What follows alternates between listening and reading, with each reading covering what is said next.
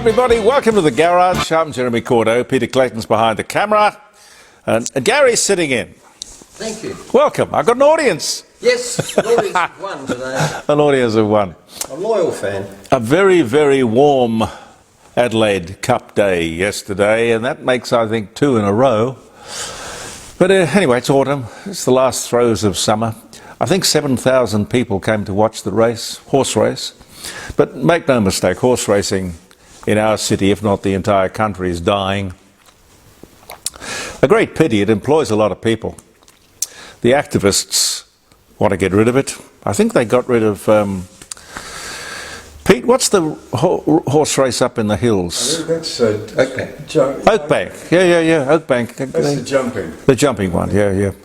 And I can sort of understand that. Takes a toll on the horses. Our problem, I think, here in South Australia was when the great trainers, the Bart Cummings and the Colin Hayes, this world, went to Melbourne, and that was more or less it, really, locally. Our thoughts continue to be with the people on the Gold Coast. Well, it's more than the Gold Coast. It's from Bundaberg down to Grafton, where I spent some days in radio back in, I shouldn't even remember, should I? 67 it was. Now this cyclone, there are many up there through the years. Alfred, God, nature is powerful, relentless, spectacular, merciless, horrific and deadly. Interesting that the minders, ever watchful over our hapless Prime Minister, insisted that the cyclone, which was called Anthony, be renamed Alfred. Well, I get it. He's about to call an election, and people might think of and not want to vote for the destructive Anthony. I don't know. But really, he's got bigger problems than that. Zoe Steagall, not that she's his problem, said on Sky News the other day that this cyclone could have been stopped. Yes, if we had transitioned faster to solar and wind. She said, it's only occurring because we burn coal. She also said that the wind from the cyclone could benefit wind turbines if they had had more of them. This is the Teal, who took Tony Abbott's seat, I think. What a absolutely ridiculous thing to say. Are people going to vote for that? She wouldn't mention it, but there are significantly fewer cyclones than there used to be. I don't know. Nature is unpredictable. I forgot to mention unpredictable. And of course the woke were out there with their inclusive sign language stuff at every media conference. Listen, fellas, Google it, will you? There are only 16,000 people out of 28 million people who use and understand sign language. It's called Auslan, by the way. Stop the nonsense. What's it? It's the strangest sort of tokenism, because you have the text along the bottom of most pictures these days. It doesn't matter. And while we're on the subject of the cyclone, the Australian Institute says that 1/5 of all homes are under or uninsured. That's about 1.4 million homes. The reason is simple. It's just too expensive. And we'll see the same thing soon with private health insurance. We just can't afford it. But speaking of health insurance, Kay, I think it was Kay from Tasmania, sent me a very interesting comment on last week's show on that very subject. Kay, thank you. I appreciate that. It was about macular deterioration and how the health funds, because if you're an older person, you're going to need that sort of thing. They move it onto a different setting or area. The latest news poll is interesting. Not that any of these polls, and there are many, are all that credible. Anyway, Anthony Albanese is the preferred Prime Minister, according to this poll. Came out just this Sunday gone by. I can't believe that. And more than 50% of those questioned said the coalition was not ready for government. Does that mean that you think the Muppets who are there at the moment are? Really? Have you looked at your electricity bill lately? Your government-sponsored cost of living? Huh? Who do you, in effect, blame for that? I don't think anyone expected the Liberals to win in Western Australia, the state election just this past weekend gone by. Clearly it's going to be a struggle for them to get back, because after the last election I think they had 2 seats. Labor did take an 18% hit, but they'd won so many seats last time it just didn't matter.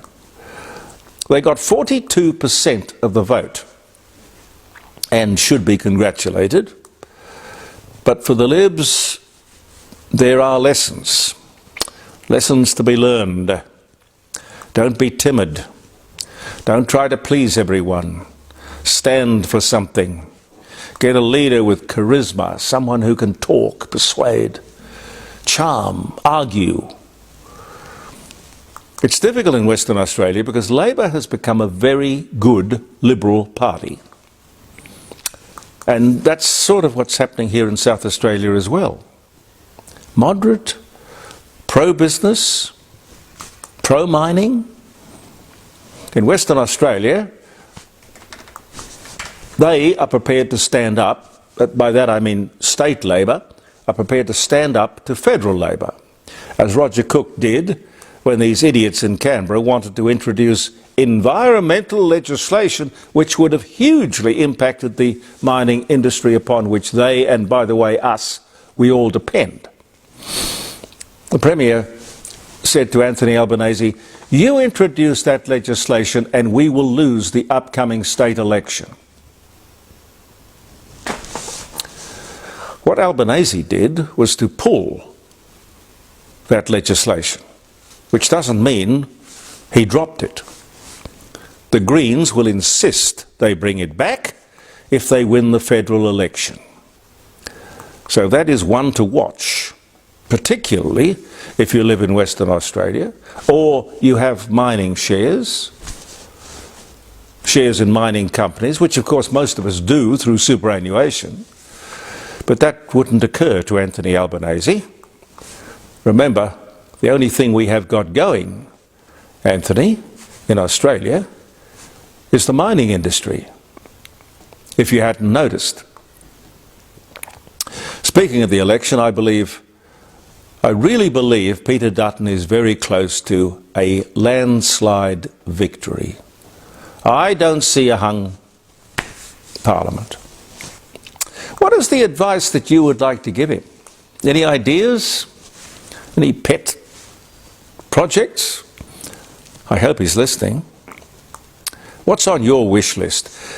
0491 65 68 60, Friday morning, 9 to 12, live streaming around the dining room table, jeremycordeaux.com. Ring and tell us what's on your wish list. If he would take my advice, here are my suggestions. Let's see. Cancel net zero. Get out of the Paris Climate Agreement. Australia can make no difference to global emissions. Pledge an end to woke, the 3 flags, the welcome to country nonsense.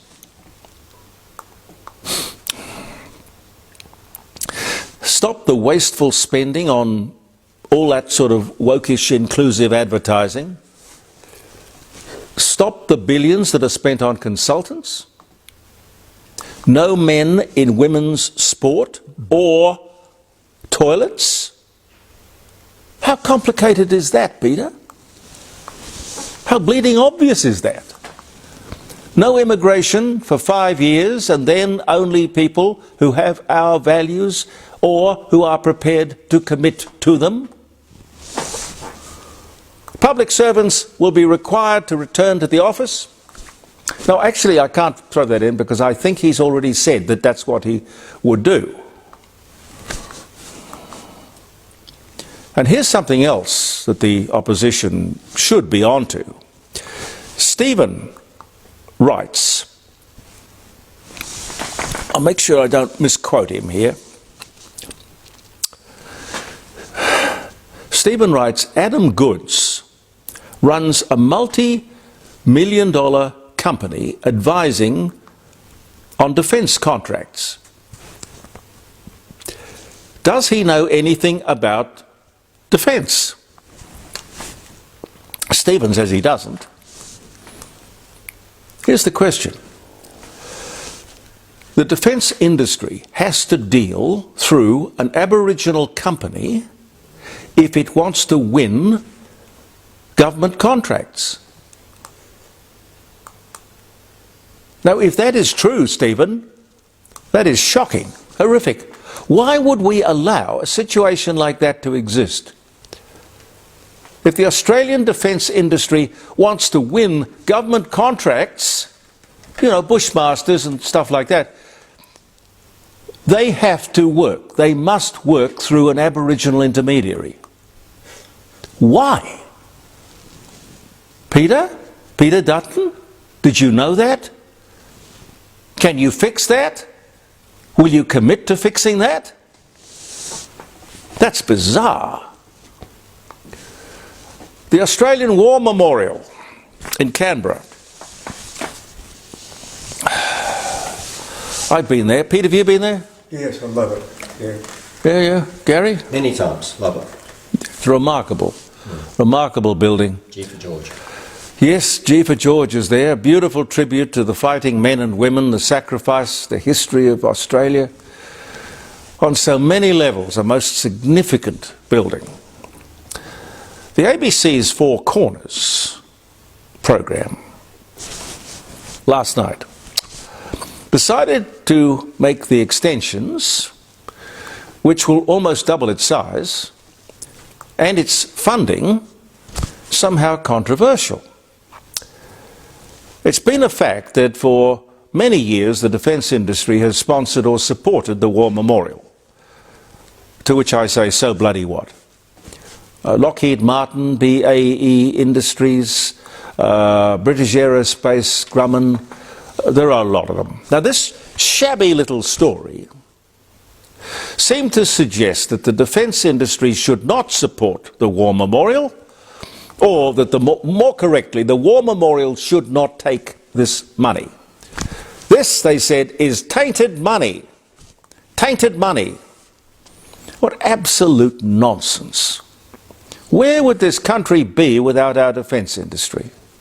The workers, the innovation, these guys have led the world and protected us, employed us, earned billions of dollars for us. Tainted? Tainted? The ABC is bizarre. A lot of the innovation that we enjoy has been because of the advancements made or provoked or initiated because of war. Sorry, it's a fact.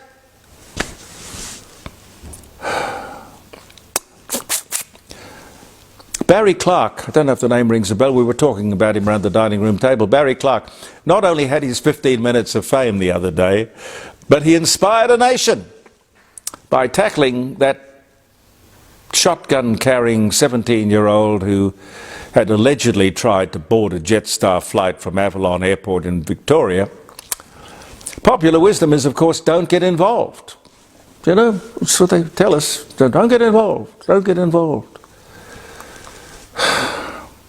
Doing the right thing can be risky, personally risky, but it's still the right thing to do. Barry, we love you. We do. I will say this, it's a salutary warning. The regional or secondary airports around this great big country of ours We have one here in South Australia called Parafield. They have little or no security. Little or no security. And this is not the first time that I have said this. Presumably they'll do something about it, but you see, they ain't got the money. They're too busy with some of these crazy programs that they got that come out of Canberra. As you would have heard, Anthony Albanese is open to the idea that we send troops to Ukraine. A peacekeeping role. Peace. Peace. What peace? If there is a ceasefire, you cannot possibly trust Putin to honour it. I say no. This place is a meat grinder. It really is. Kind of First World War stuff. This is not our region. We are supporting Ukraine in other ways, Bushmasters and Abrams tanks. No. This is the sort of thing that the United Nations should be doing. Their role is to prevent war. That's what they were set up for in 1945, to stop wars. When was the last time you saw a blue helmet? The Balkans? Srebrenica? Memorable and disastrous. But having said that, there are Australians over there fighting. And in passing, I wonder what Barry Clark would do. He would probably be in there like Flynn. He would probably shirt front Putin. Great Australian expression, Pete. Is that a football expression? Yes, it is. It's now banned. Well, I find it interesting. Who was it who said he was going to shirt front Putin? Was it... I think it was Tony Abbott. Yes, it was. Yeah. But I can't remember what it was about. Why he was going to do it. Anyway. The per capita recession, which has just, well, it's been with us for 7 consecutive quarters, is over. That means that each and every individual in Australia has been going backwards. That's what that means. It's over, but only just. Growth of 0.1%, which is pretty pathetic, anemic, hardly growth at all, nothing. Nothing for the government to crow about. Caused mostly by the energy policies of Labor, meaning the cost of electricity, and of course their rules and their regulations and their red tape, which makes everything more expensive. What that does to productivity in this country, I can't even begin to imagine. We are told we're in the middle of a serious epidemic, an obesity epidemic. Girls between 14 and 24 most affected. We were talking about this around the dining room table. Nobody seems to know what's going on. Is it diet, fast food, lack of exercise, staring at your mobile phone all day and nothing else, lifestyle? One report I saw suggested salt and sugar were to blame. Providing free one of those sort of miracle weight loss products, the Ozempic kind of drug, for one, might be a terrific investment in the future. Anyway, we're there on Friday, 0491 65 68 60, round the dining room table. Did I see that right? An ad on Channel 10 the other night, a mum and her child on the beach. I hadn't seen it before. Both were looking a little awkward. And mum says to the kid, if you're queer, it's okay. Well, of course it's okay. I mean, who the hell cares? A government ad saying that. Why is the taxpayer paying for an ad like that? I don't give a damn. Stop wasting the money. You guys are going to woke yourselves out of office. Nothing I can can say is going to make any difference. We're here with the best wishes of the Rising Sun Inn, by the way, our lovely sponsors at 60 Bridge Street at Kensington. Talk to Grant, his telephone number, you can call him, make a booking. It's always a good idea to make a booking. 8333 0721. Lots of atmosphere. Lovely, lovely, lovely old inn, pub. Regularly chosen as the best pub or inn in South Australia, and I'm so proud to have them on board. And Jim Elder Fine Art Gallery in Melbourne Street, an institution in the world of art. If you want a wonderful afternoon, he's there Monday to Friday mostly, or if he's not there, Helen is there. Go into 106 Melbourne Street, North Adelaide. He's got two buildings. There's the old church, just I think one door up from his gallery. But two beautiful buildings. You could talk to Jim or Helen on 08 if you're out of town, 8267 2869. And his auctions are 4 or 5 times a year. He's always looking for interesting paintings to sell on your behalf. He has buyers all over the world. He will get you some amazing prices for something that you may not even consider to be valuable. Jim Elder, Elder Fine Art. Now, do you remember the way we boycotted South Africa because of apartheid? You must remember that. We refused to compete with them on any sporting field on moral grounds. Here's the question. Why is the Australian cricket team... Pete, maybe you could tell me, you're a cricket tragic. Yeah, I am, yes. Why is the Australian cricket team playing Afghanistan? A despicable, sexist, racist, murderous regime, international pariahs, terrorists. Could we please be consistent? If sport is a weapon, use it. You have before. Make the point. Don't play cricket with the bastards. Australians, by the way, are losing. We might be gaining weight, but we're losing $3.5 billion a year to gambling. Think about it. $3.5 billion. Truly amazing. And the government is dragging the chain on legislation to stop the advertising of this nonsense. Why? They're making too much money. Well, they probably are making too much money, and also the television stations and the media generally are making a fortune, and they are saying they're hard-pressed at the moment. They can't do without that gambling revenue, and you're not going to offend them, are you, Anthony, so close to an election? Here's something you might not know. There are over 100 organisations in Australia, grassroots groups, who are taking real action on climate change. Whatever that means. Who is financing all of these organisations? Could I suggest those idiots in Canberra? Sadly, meaning us, the taxpayer. What do they do? The organisations, I mean. What good do they do? Absolutely nothing. Pissing in the wind. Because there is no climate crisis and we can't make any difference anyway. No difference whatsoever. And if you Google these organisations, you get a lot of very interesting stuff. Like this one. I like this.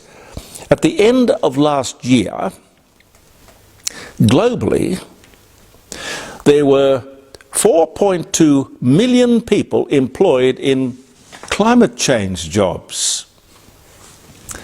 This is truly nuts. But listen, it gets better or worse depending on your point of view. The climate change industry in the United States was worth a staggering $300 billion last year. The worldwide cost is $1,400 billion. That's what's being spent on climate change. $1,404 billion. The Global Climate Finance Corporation was estimated to be worth US dollars $1.3 trillion. Now, I always wondered about all of those people who would turn up to those COP events, you know, COP events, 47,000 of them every year. I wonder what their job is. How did they get the time off? I don't know. They turn up in their private jets. COP, by the way, COP, stands for, have you ever wondered? It stands for Conference of Parties. That's what COP stands for. What the hell does that mean? Conference of Parties. And by the way, it's run by the United Nations. Who would have guessed that? They're all there simply to get their share of the money. To achieve what? You see, sadly, they're not crazy. We are. To have a bar of any of this is just plain crazy. Dutton has to reject and drop the whole climate con. He has to talk to people who know. Ian Plimer for a start. But first up, get rid of the Paris climate agreement. I love the extension. Pete, how much time have I got? Well, it's running out. We're running out. Just on while I'm on the climate change thing, the extent to which the ABC will go to support climate change and all that nonsense in all its various forms. Someone did some research the other day indicating that ageing coal-fired power stations were driving up the cost of electricity. The cheapest energy source is somehow the villain. Wow! Amazing that would go without being questioned or challenged, that statement. The real villain, of course, is the federal government, whose renewables policy has made it quite clear to the owners of these power plants that they should not do the necessary ongoing maintenance, which was once routine. They have been told that the government wants to phase out coal-fired power stations, so what's the point? They've obviously become less and less reliable. Cause and effect. We're phasing them out while other countries are building them. To the ABC, I say, that is the real story. We are the only country in the world to be phasing out coal-fired power stations while others build them. Why? And you won't ask the question. Have I got time for a quick one on electric cars? Okay. Same sort of subject, sort of. Electric cars. Turns out the main reason that they are hard and expensive and sometimes impossible to insure is that electric cars are mostly written off after an accident. It seems if there is any damage to the battery or the battery housing, it's just too expensive to fix it. It's cheaper just to write the entire vehicle off. That's what they do. And also it's interesting to note that most lithium-ion battery fires are more likely if the batteries have been involved in some previous damage.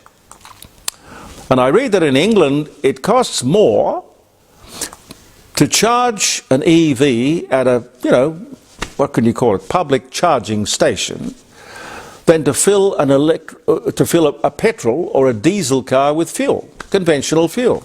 So what is the point? And yet more to consider before you buy an electric vehicle, I would suggest. And I don't know if you saw it the other day, but Tesla cars, sales are down 72%. Yes, interesting world, isn't it? And some dates before I leave you. Just very, very quickly. Grab my glasses. Thank you very much for being with us here in the Court of Public Opinion. In the garage, as we are every Tuesday morning, and Thanks to Andy Martin, it's sort of podcast around the place. Quick smart after that, and then we're with you on Friday. March the 11th. March the 11th. Happy birthday if you're having a birthday or a wedding anniversary. Romeo and Juliet's wedding day. And my son Christopher, who was with us at the table last week, he's playing Romeo at the Fringe production of Romeo and Juliet in 15 minutes. I think even Shakespeare would approve of that. It gets it over quickly. Peter Gers produced it, directs it, hosts it, everything. Very clever, very clever. Anyway, Romeo and Juliet's wedding day, 1302 was the year, apparently. 2020, COVID-19 declared a pandemic by the head of the World Health Organization. I think it probably killed about 5 million people before it was done. Rupert Murdoch. Happy birthday, Rupert. Australian-born American media mogul. New York Post, News of the World, Fox, born Melbourne, Victoria, 1931. I've met him a couple of times. I've interviewed him once. I think of him fondly because, you know, to come out of Adelaide with, you know, nothing and to have built a global empire, I mean, say what you like about him, he's quite a remarkable man. I remember when I was doing the radio program, I've told you this before, when I was doing the radio program on 5DN, his wife, I can't remember her name, his first wife would ring me, because I would do these dates from time to time, even back then, and she would say, don't forget to wish Rupert a happy birthday. Not very often that ex-wives do that. He must have been quite a man. Well, he is quite a man. What is he? How old is he, Pete? 90? Gary? 90? 96. 96. 31. Yeah, wow. 70, 25, yeah, 96. 96. 95. 1931. It's right there in front of me, but I can't do the sums. Alexander Fleming, Scottish bacteriologist, inventor of penicillin, Nobel Prize winner, 1945, dies of a heart attack at 73. That was 1955. General MacArthur leaves Cordeaux, Bataan for Australia. It was the I shall return moment, I do believe. 1942.